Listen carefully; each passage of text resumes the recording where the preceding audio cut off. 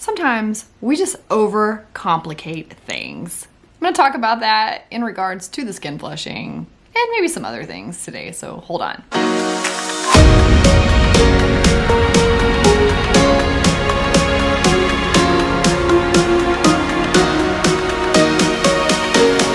Hey everyone, welcome back to the community of us who are journeying through why is my skin flushing? Why is my face red? Why is my neck red and my arms red and my chest red?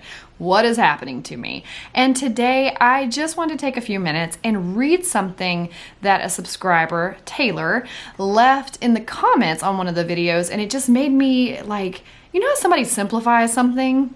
Like you're overly complicating something, but you don't know you're overly complicating something. And then somebody just comes through with certain words and they just simplify the heck out of it. And you're like, like that. I don't know if you're going to have the same reaction, but I want to read this to you.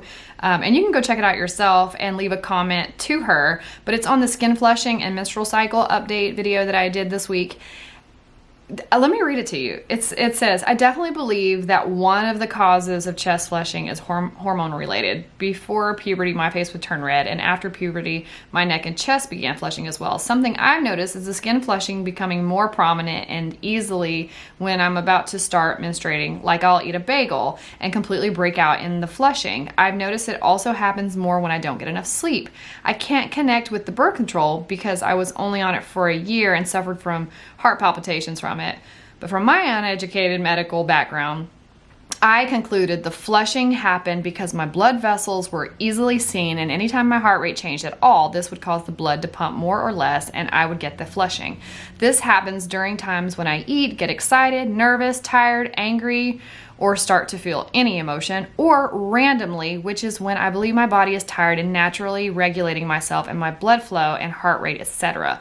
Let me know if you can relate or agree. Keep up the research and the sharing. The community is going to grow, and I'm really excited about this channel. We can learn to live with this together. Taylor, I think this might be my second mention of you in one of my videos, but girlfriend, think about that, you all. Like, just her saying, I concluded the flushing happened because my blood vessels were easily seen, and anytime my heart rate changed at all, this would cause the blood to pump more or less, and I would get the flushing. So it's just, think about a natural function in your body. Your natural function in your body is that your blood, hopefully, I really hope that it's flowing, and I hope that oxygen is moving throughout your body and through your blood vessels.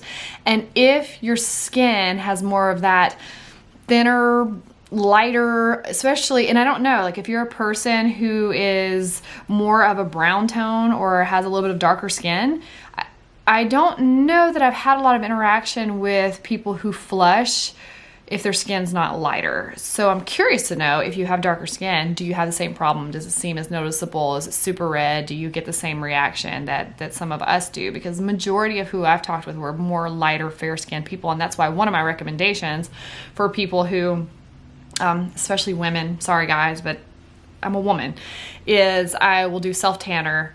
If I get a little more of an olive tone to my skin, the red still happens, but it's not as bright and piercing as it is when your girl doesn't have the browner skin going on. So anyway, but I just felt like that brought me so much relief and so much of like, I've been overcomplicating this a lot.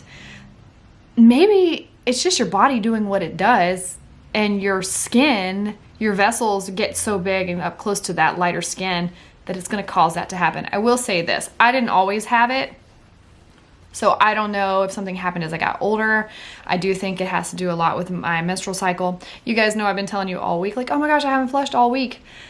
Today I did. So I don't know if that still has to do with just this part of the menstrual cycle or what, but let me tell you the times that I did flush. I think I flushed for like 20 seconds in an executive meeting this morning when I was speaking, and I was kind of hot, but it didn't really bother me because it didn't stay long. It was there and then it was gone. I almost was like, am I flushing? And then I jumped into another meeting via Zoom, since we're all in lockdown right now. And it was one whole massive department that's over 100 employees. And I spoke at the end of that meeting just talking about mindset.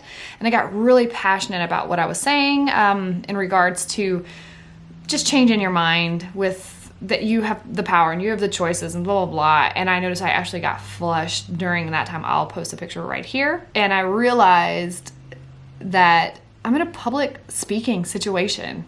There's a lot of eyeballs on me right now, and I know that. And that's normal and okay. That's fine.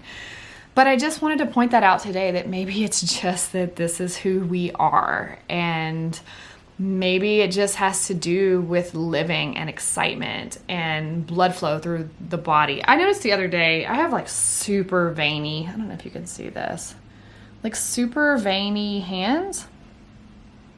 Well, those are my tendons. You can't really see them that good. But my son is like intrigued by my veins. And it was last Friday, I think. They're super flat right now, so you really can't see them that well. But last Friday, we just got through eating pizza, because Friday's for pizza. And I just got through eating pizza, and it was probably about 30 minutes later, my son grabbed a hold of my hand and was like, oh my gosh, look at your veins. And they were like protruding out. They were huge. And I lift weights too, so I realized sometimes I'm like, your girl got a pump. Huh. And I was like, oh my gosh, I kind of freaked out a little bit. Like, why do my veins look like that? And then my husband was like, carbs. You ate a whole bunch of carbs. And so, Taylor, when you're talking about the bagel, how you had the flushing happen, I definitely know I'm getting a rush of blood flow through my body, because when my veins pop out like that, there's definitely blood and oxygen hitting, but I wasn't flushing. So I think that still has to do for me hormonally, maybe, not sure. Who even knows? Let's just keep talking about it and we'll either figure something out. This is really just a channel of theories, but I love them. And I love just the response of, I think that's what my body does because of my blood vessels.